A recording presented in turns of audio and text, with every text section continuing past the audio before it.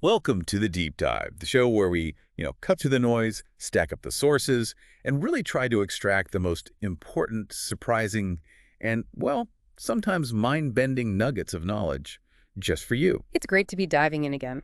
So today we're looking at something truly ancient, really profound. It might just reframe how you think about language, spirituality, maybe even your own journey. We're starting with two quotes. At first glance, they seem totally at odds. Pythagoras, the ancient Greek philosopher, he famously declared, God built the universe on number. Right.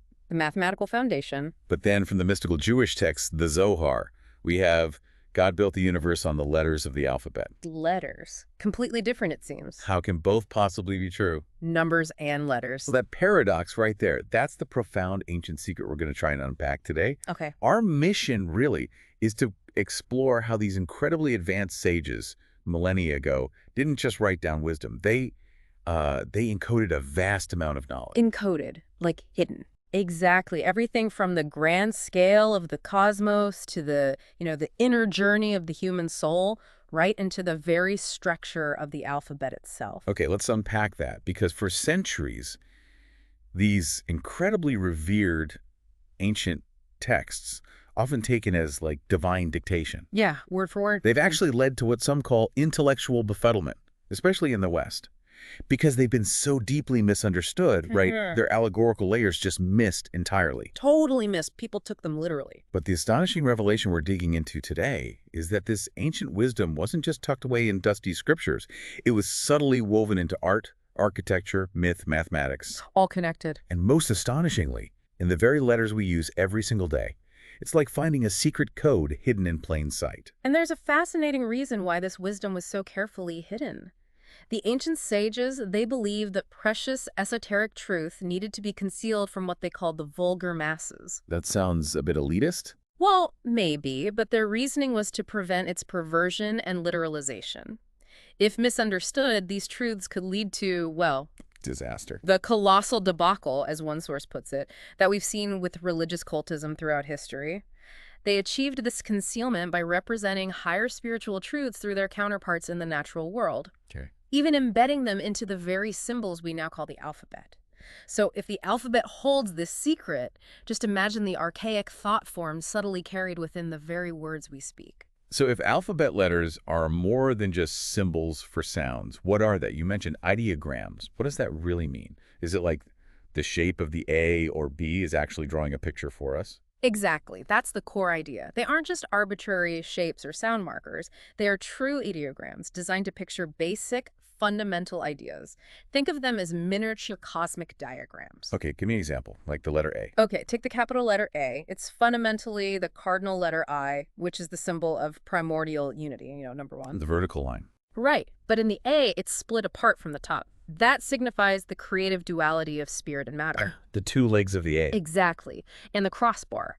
That shows their dynamic interrelation. It ties them together. Wow. So the very first letter pictures creation's core dynamic. That's fascinating. What about the letter U or V? I've heard that one significant too. It absolutely is. The U, or V shape, directly symbolizes, just by its form, the descent of spirit into matter. Going down. And its subsequent return, going back up. It's a journey in a letter shape. The cycle. And here's where it gets really interesting.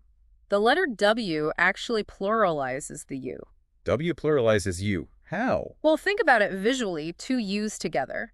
And this mirrors how W was used to pluralize words in ancient Egyptian hieroglyphics. It carries that same ancient resonance. That's wild. And the O, that must be the circle, right? Eternity. Yes, exactly. The O readily symbolizes the endlessness of matter, the cosmic cycle, eternity itself. It's the contained infinite form. Okay, so Yeah. The Gnostics, these ancient mystic groups, they named their unit of deity IAO. Yes. They weren't just picking random letters in. They were telling a whole story with IAO. Precisely. They condensed what's been called a sermonette in full into that triadic name. IAO signifies the initial bifurcation, the splitting. The I becoming A. Right. The first unit of divine consciousness, the I, splitting apart into duality, the A, and then running the round of an eternal cycle, the O. IAO. Unity, duality, cycle. It's a complete cosmological narrative in just 3 letters. That immediately makes me think of the Book of Revelation. I am the A and the O, the beginning and the end, the first and the last. Mhm. It's IAO right there. It's Yep. like the Bible itself is nodding to this ancient understanding. It really seems that way. And what's remarkable is that early forms of writing, literation itself, might have started with just two fundamental symbols, the vertical line, I, and the circle, O. Just I and O. Possibly. And as we'll see, nearly all ancient divine names seem to be built upon these two primal forms. Which brings us perfectly to maybe the most ancient and iconic cross symbol there is, the Egyptian ANKH. Ah, yes, the ANKH, also known as the crux sensata, a profoundly meaningful symbol. It combines the O, The circle. topping the I, the vertical line, with a horizontal line connecting them. Okay, so what does each part mean? The O at the top. The O signifies the endless existence of indestructible primordial matter, the eternal mother, you could say, the cosmic womb. And the I below it. That indicates the emanation of creative mind or spirit power plunging downward into that matter. Spirit into matter. And Really? that horizontal bar, the connection point, that's where the magic happens. That bar shows both their conjunction and their separation. It's the crucial meeting point between the two poles, spirit and matter, where all reality manifests through their union. So it's a union. It's even an astrological symbol for Venus, signifying union. So you have the I as masculine, the father's generative power, spirit, and the O as the eternal feminine, the universal mother, matter itself, personalized by goddesses like Isis or Cybele in various ancient religions. Mhm. So it makes perfect sense, doesn't it? Life's procreation requires the union of these fundamental male and female elements. So the ANKH isn't just a symbol, it's the actual written word for life in Egyptian. It is, but it also carries these connotations of love and tie. Love and tie. That's powerful. So life can exist only where spirit, I, and matter, O, are tied together by a sufficiently cohesive power, love. Exactly. So it's not a symbol of death. Despite how some crosses are viewed now, it's truly the first and greatest symbol in the world, a symbol of life. Okay, but what about the idea of the cross representing death? Well, the ancients did see the cross as representing the soul's death, but meaning its spiritual immersion or crucifixion in the body. Not physical death. Right, which paradoxically gives life to the creature, and then physical death liberates the soul for a freer life above. It's all about transformation, not just an ending. This makes me think about numbers again, connecting back to Pythagoras. If we detach the I and O from the NKH and put them side by side, Io. Io, which is considered the first divine word and name in all literature.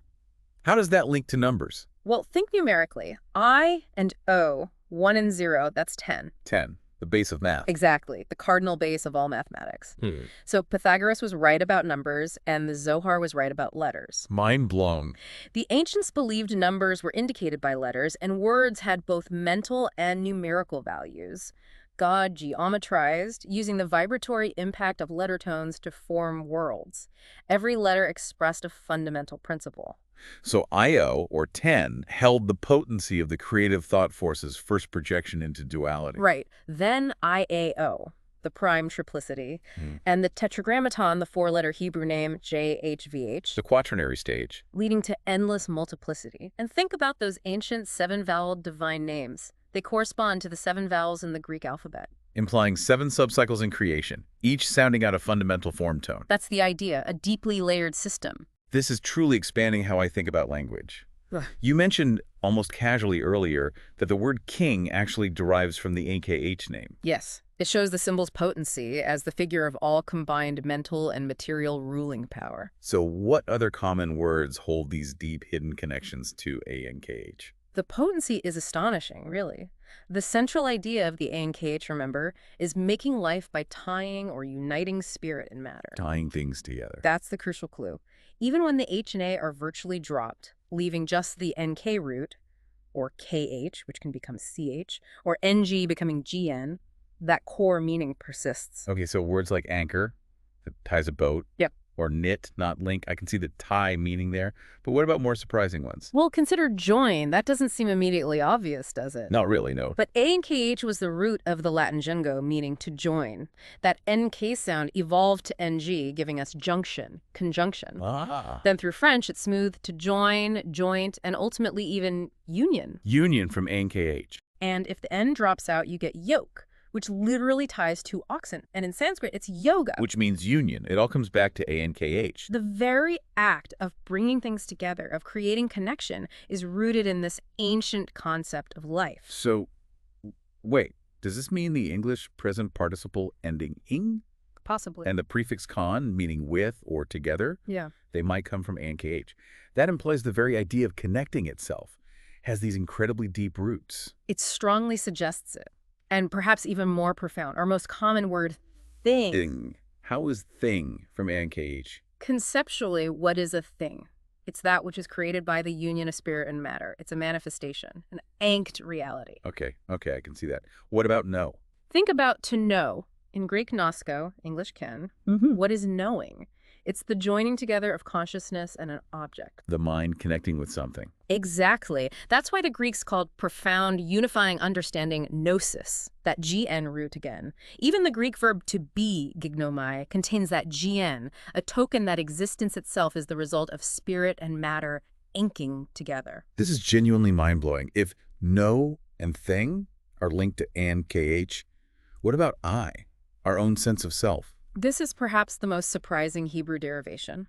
The first personal pronoun I. It's essentially ANKH itself, with vowels added to form anokai. Anohai is I in Hebrew. It comes from ANKH. It does, and this reveals the profound identity of man's innermost soul being, the I-ego, with the primal cosmic mind, that consciousness in us that lets us think and say I. It's a unit element of that same cosmic mind, the king of life. The king of life. Which is why king itself, whether German König or Greek Anax, is deeply connected to knowing and thinking.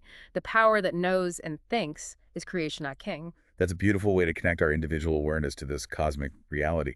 You mentioned we can trace this creative process in a sequence of geometric forms. Can you walk us through that? Certainly. It starts simple, the empty circle, O inchoate matter. The world was without form and void. Pure potential. Okay. Undifferentiated. Then imagine a circle with a visible point in the center, dot in the circle. That shows the emergence of the first organic entification, the first spark of individuality within that potential. The beginning of something specific. Right. Then the circle cut horizontally. Two halves. That depicts the bifurcation of unity into creative duality, polarization. You need that split for creation to happen. Makes sense. Duality. Next, the cross within the circle. Vertical line for spirit, horizontal for physical matter. It's a sign of addition because life adds to itself by this crossing of spirit and matter. Addition. Okay. The fifth stage shows an X within the circle. This indicates motion has been introduced. Creation has truly begun. It's an initial impulse, like that bent candle flame of the Hebrew YOD we mentioned. The start of movement. And because this enable motion not only adds but multiplies, the X becomes the sign of multiplication. Cross for addition, X for multiplication. Got it. And if we take that X out of its eternal encirclement, its circle, and place it next to the O, we get OX. the mystic word OX. It just sounds powerful, doesn't it? It does. What does it mean? We'll delve into the full esoteric intimation of OX a bit later, but you can already sense its deep meaning in ancient allegory. Okay. This geometric journey brings us to what you described as the central theme of all ancient scriptures. Incarnation. That's right. Across these vast traditions, the central theme is surprisingly consistent. The descent of souls. Sparks of divine cosmic fire. Into fleshly bodies, which are largely water. And the purpose. To grow, to learn, to experience. So this idea of fire plunging into water is the one sure and inerrant key to understanding ancient Bibles. It really seems to be. Fire equals spiritual mind power. Water equals physical bodies, matter. The soul's incarnation is its baptism. And this baptism was depicted as crossing a body of water. Jordan River, Styx River, Red Sea. Exactly. Now here's a truly thought-provoking insight about that Red Sea. The Red Sea of ancient scriptures. It's actually the human body's blood. Wait, what? The blood in our veins? Think about it. When the red fire of the spirit soul permeated the colorless salt water of early bodily essence during conception and development, it turned it red. Fire turning water red. Blood. This transformation, metaphorically, fire descended from heaven and turned the sea into blood, happened in man's veins and passions, not in the world's oceans. Wow. Okay. That's a completely different way of reading that story. For someone hearing that for the first time, it might sound, well, radical. What's the basis for that interpretation? It comes from a long tradition of allegorical interpretation, understanding that the literal story often veils a deeper esoteric truth about human experience, about spiritual reality. The consistency of this fire into water theme across so many different cultures and symbols points to this underlying universal principle. Okay. And what's even more astonishing is that the alphabet itself, in its very structure, seems to outline this exact descent and return. The letters themselves are telling this fire into water story. How does that work? Yes. If you arrange the letters in a circular arc, think of the alphabet laid out in a semicircle. Okay. The first letters, like A and B, represent fire. And the middle letters, M and N, right at the bottom, the turning point of the arc, represent water. A and B are fire, M and N are water. So the arc from A down to M traces the downward or involutionary plunge of fire into water. Percent. And from N back up to the final letter, that's the upward return arc, the arising out of water, the evolution of that heavenly fire. Okay, the fire part for A and B might be a bit subtle. How does that connection show up? Well, take the Hebrew fire letter, S-H-I-N, S-H. Its shape is composed of 3 yods. Think of a yodi as a single flame, a spark of divine energy. Okay, 3 flames for Shana. So 3 yods symbolize the triform fire that radiates out.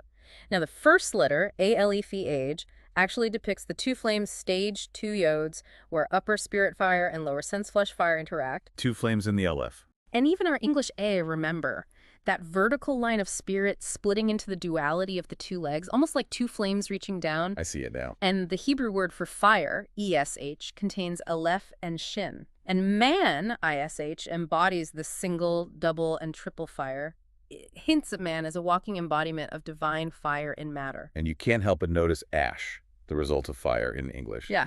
And the Norse Yggdrasil, the ash tree of life. It's all connected. Another quick example, Abram, the first father figure. A-B, the first 2 letters, means father in Hebrew. A-B, father. Linking it with Ra, the Egyptian sun god, gives A-B-R-A-M, and he comes from U-R, primordial fire, which starts with U. That descent symbol again. Exactly. Yeah. But you said the certainty, the really clear part, lies with M and N for water. How do they definitively scream water? Oh, yes.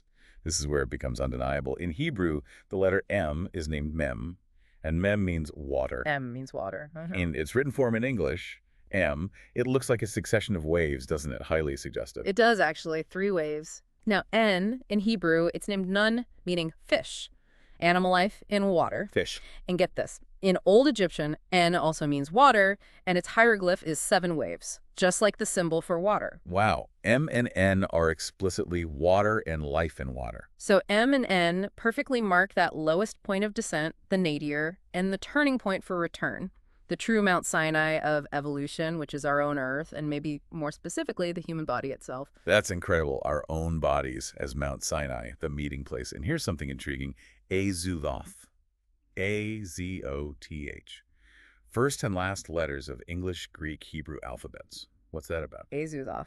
Yeah, that was used in medieval alchemy. It denoted the primogenetic source essence of life, basically from creation right through to dissolution. The alpha and omega across languages. Encapsulating the entire cycle of existence in one word. So the alphabet, beginning to end, holds the essence of existence. Now, you mentioned fire and water are clear, but the intermediate stage, air, representing mind, is that hinted at? It's less explicit and specific letter forms, yeah, compared to fire and water. But the concept of mind as the intermediary, the bridge, it's subtly there. How so? Think of it as the space where ideas form, where the divine impulse starts taking shape before fully manifesting. That bent candle flame of the YOD, the spark of divine energy. You mentioned that earlier. It signifies the impulse of God's mind. You could see that as representing this intermediate, airy, mental stage. Okay, so let's dive deeper into M and N signifying matter in our common words.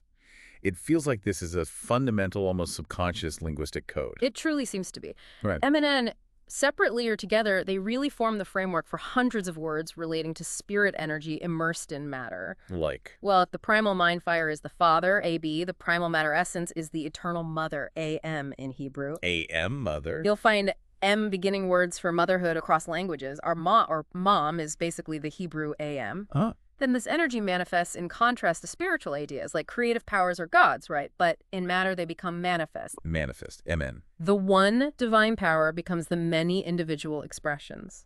Spiritual concepts become mental mind. Right. MN again. Mind. MN, wow. Power goes from maximum potential down to minus or minimum when it's constrained in physical expression. Man himself is the cosmos in miniature. Miniature. It's everywhere. And in the physical world, too. Absolutely. Latin mundus for earth gives us mundane. And mountain, mound, they refer to the earth itself, the MN realm. And what about our experience on Earth? On Earth, the soul gets its name. Its karmic fate is nemesis. The soul is under nomos law. NMN. And because matter philosophically is often seen as nothing in its primal state, the N letter, especially linked to Egyptian nu, nun, nut, gives us words of negation.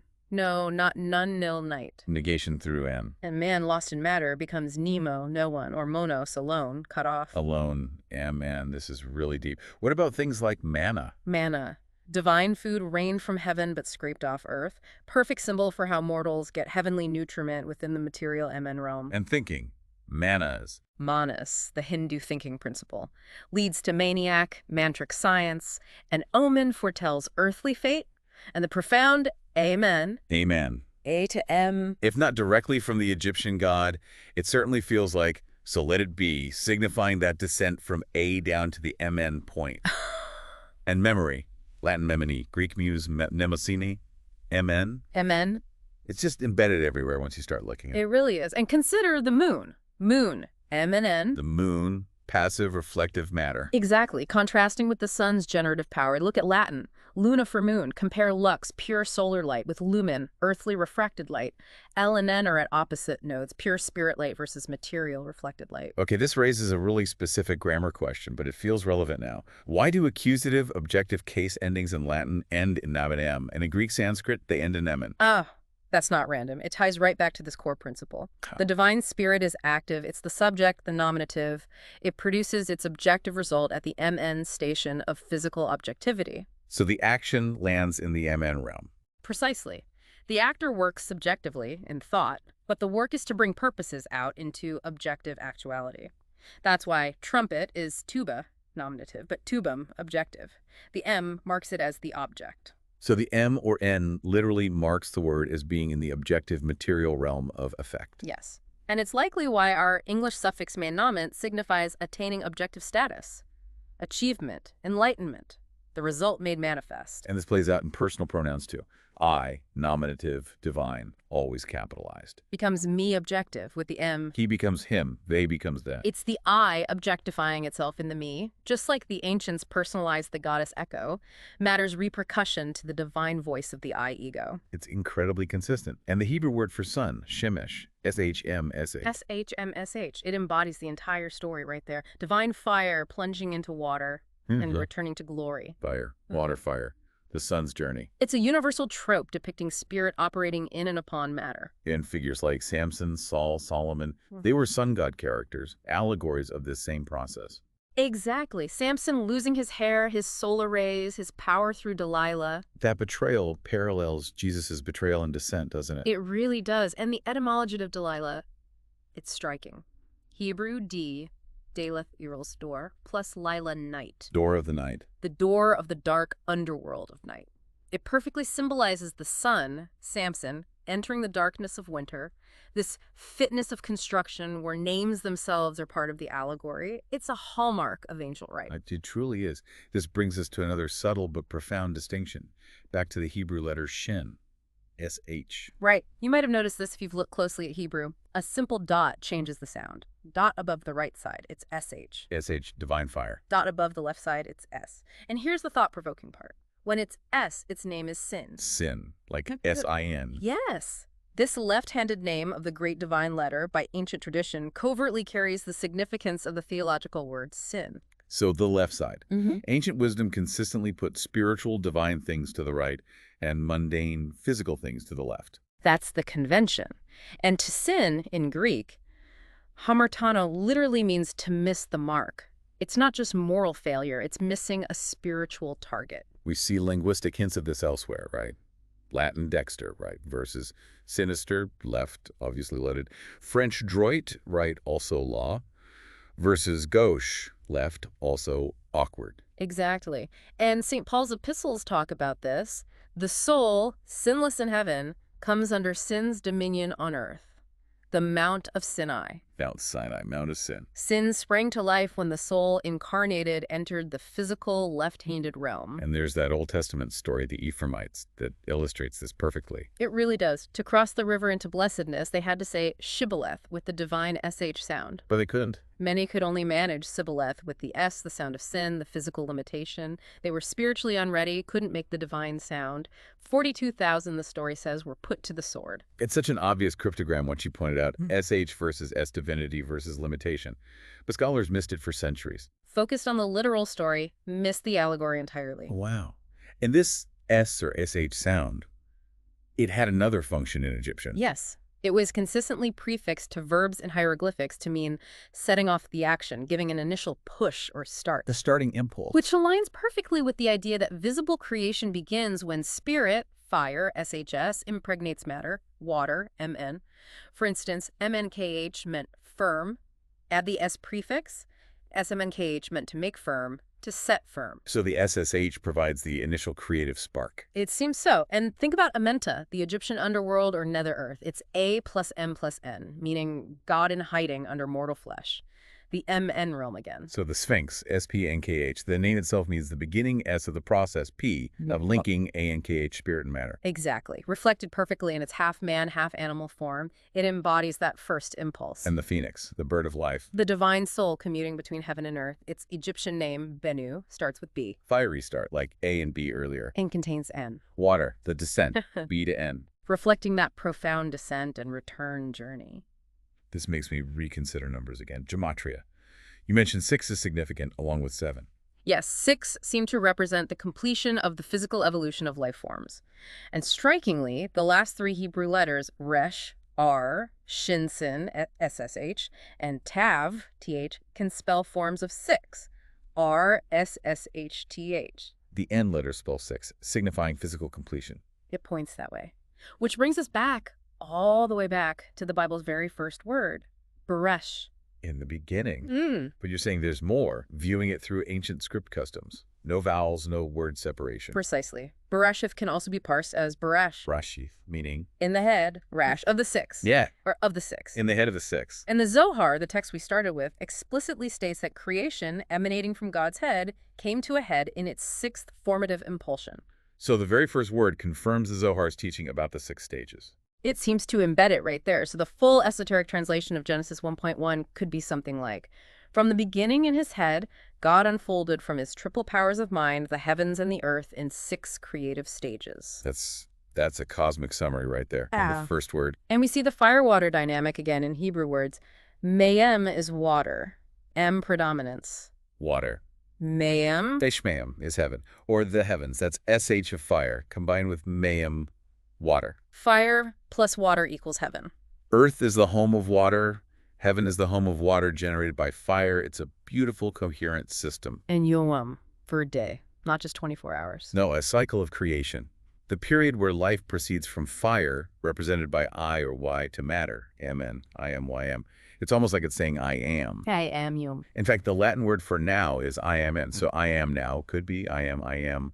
The divine presence in the present moment. That's incredible. And love, one of the core elements of ANKH, life, tie, love. Yes, in Latin, I love is amo. Amamo. A to M, fire descending into water, generating the power of love. It fits the pattern perfectly. And one more. The Hebrew word for the sacred oil of anointing. Shaman. Shaman, oil. Look at the letters SH, fire, united with MNN, water matter. Fire united with water, divine oil. This oil, meant to divinize man, is often described as compounded of 3 measures, reflecting the triple spirit soul mind manifesting in man. Okay. This makes Gethsemane, maybe meaning house, Beth of psalm incense, the very house where life burns its divine incense to divinize man. And what is that house?